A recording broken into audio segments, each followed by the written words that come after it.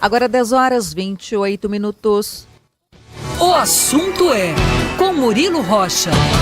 Murilo Rocha, muito bom dia para você. Bom dia, Luciana, bom dia, Sinine, bom dia, ouvintes da Band News. Queria falar de alguns assuntos, mas eu queria começar com um assunto super importante. Pois não. Que não está ligado diretamente a Belo Horizonte, Minas Gerais, mas foi aquele crime terrível que ocorreu na cidade de Tumbiara, em Goiás, onde um homem matou os 2 filhos e depois se matou.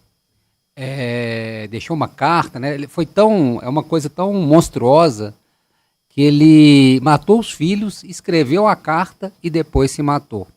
Mas eu quero comentar sobre o seguinte: a mulher dele, né, está sendo vítima de uma série de ataques desde o velório de ontem nas redes sociais e pessoalmente ela teve até que sair do velório porque começou a ser xingada e agredida por supostamente ter tido alguma relação extraconjugal. Nem se sabe o fato, mas já estão acusando ela disso. Eu só queria fazer uma pontuação: independentemente do que tenha ocorrido entre esse casal, nada justifica o que esse cara fez. É uma atitude monstruosa, fez para punir a mulher, na cabeça doentia dele, matar os 2 filhos, depois se matar, querendo punir a mulher, ao que tudo indica. E muita gente indo nesse argumento, né, machista, sexista, argumento criminoso, né, em cima da mulher, que ela teria feito alguma coisa para motivar esse crime. Nada justifica o que esse sujeito fez. Né? É uma tragédia, 2 crianças, 12 exatamente. E 8 anos. É uma tragédia impensável. Eu vi a mãe ontem, a imagem dela do velório, é uma imagem muito forte.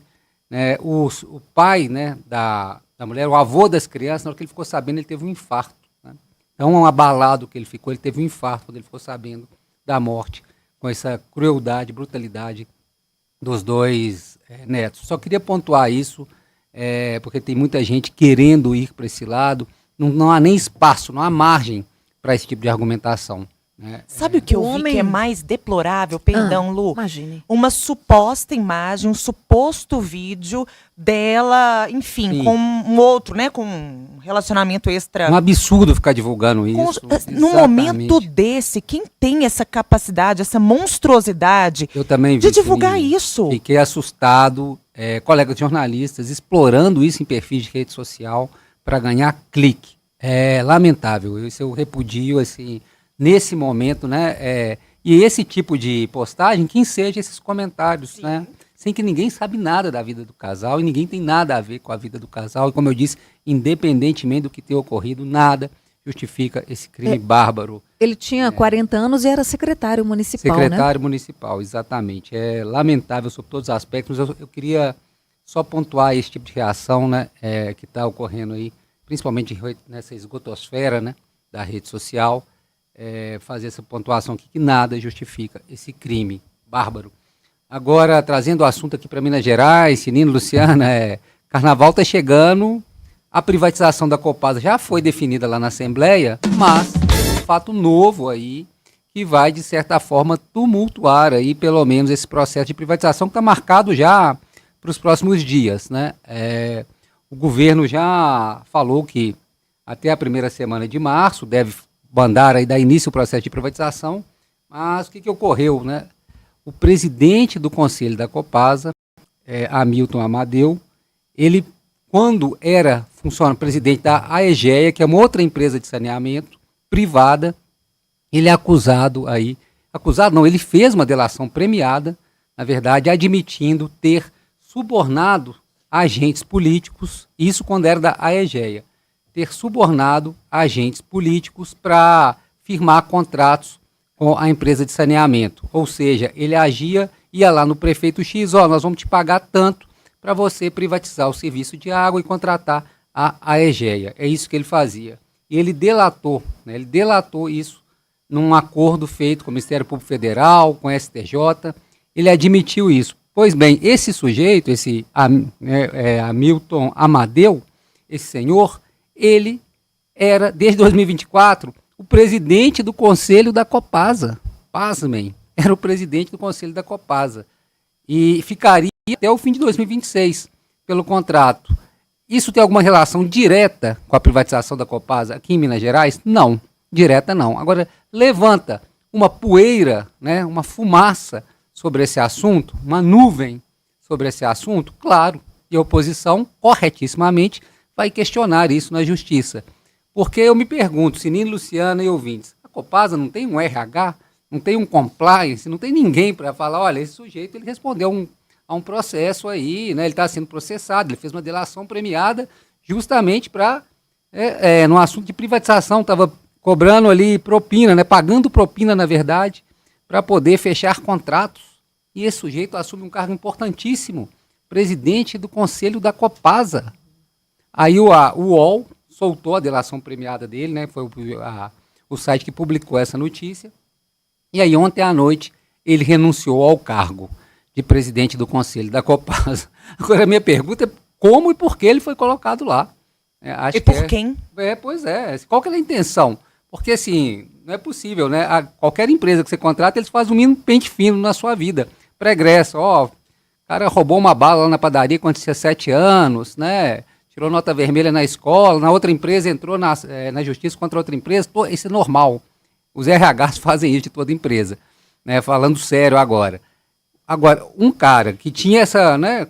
Claro que o conselho tem outra lógica, né? O cara não passa pelo RH comum lá, é outra lógica, mais uma indicação. Mesmo se passasse, eu acho assim, se você responde por um crime, ali, se você ainda está em fase de julgamento, não existe uma condenação, ok, mas ele confessou. Confessou o crime, e um crime que tem tudo a ver com a função que ele tinha na Copasa, presidente do conselho, né? Assim, ele estava trabalhando numa outra empresa pública de saneamento com o objetivo de ser privatizada.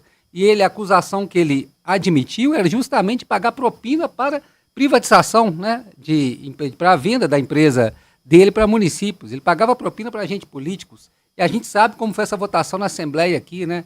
Todo aquele tumulto, aquela confusão, denúncias, e aí de repente surge isso. Como eu estou falando, você, claro que não há nenhuma relação direta até agora, nenhum indício que tenha tido qualquer tipo de fraude na votação da privatização da Copasa. Ponto. Dito isso, com essa informação que surgiu ontem após a reportagem do UOL, cria-se uma poeira, uma nuvem em cima dessa votação. Volta duas casas para trás. Volta toda a discussão para trás. Porque a gente quer entender, né, como esse cara estava lá, quem o indicou, qual que era o papel dele. Agora as pessoas, é normal esse tipo de questionamento e a Copasa vai ter que responder, o governo de Minas vai ter que responder isso, né? Vai ter esse carnaval no meio agora. Logicamente esse assunto vai dar uma morrida, uma abafada, mas logo depois, com certeza, a oposição na Assembleia vai voltar em cima disso e principalmente na Justiça, né?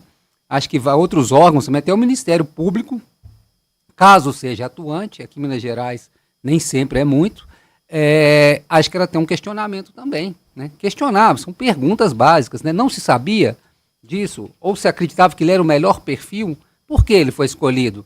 Romeu Zema, que fala tanto em meritocracia, governo Zema, né? A palavra meritocracia, um sujeito, né? Tudo bem que ele já pode ter feito o acordo dele com a Justiça e tal, mas ele era a melhor pessoa para ser o presidente do Conselho da Copasa? E outra coisa, a EGEA, que é uma grande do saneamento privado, é uma das interessadas na compra da Copasa. Mas agora eu acho que é importante, existe, né, tanto em nível federal quanto estadual, uma lista, né, de empresas proibidas em participar de leilões, licitações e processos de venda e compra. A EGEA está nessa lista? Ao que eu saiba, não. Bom. Que eu saiba não, porque ela estava sendo falada como uma das possíveis compradoras, inclusive, da Copasa. Mesmo com o senhor anunciando ali Exato. Publicamente, Exato. em juízo, que pagava propina. Então fica aí um alerta para a lista. Estou trabalhando na Copasa. Então, esses são os questionamentos, né? A gente não temos aqui nenhum dado, nenhuma informação que indique que houve qualquer irregularidade na votação do projeto de privatização da Copasa. Não temos, mas surgiu um fato recente que coloca todo esse processo, no mínimo, em suspeição. Né? No mínimo, em suspeição. E essa empresa interessada em comprar a Copasa, a EGEA, se é uma delas, caso se manifeste, se ela se manifestar, vai ser novamente uma suspeição. Justamente pelo fato do ex-CEO estar presidindo o Conselho da Copasa, esse ex-CEO ter admitido que pagava propina para prefeituras. Isso nós estamos falando de 6 anos, acho que é 2018, 7 anos, 8 anos atrás. É um passado recente, né? Então, acho que esse assunto aí, depois do carnaval, esse assunto com certeza vai voltar à baila aí. seja via Ministério Público, via Assembleia. O governo de Minas vai ser questionado, a própria Copasa vai ser questionada e basta esclarecer, né? Basta esclarecer por quê, o que ocorreu, enfim, qual que era o papel dele, né? E quais foram os critérios para ele ser escolhido para um cargo tão importante que ele assume em 2024 e a previsão era que ficasse até o fim de 2026. É isso. Sinine, Luciana. Transparência. Agora,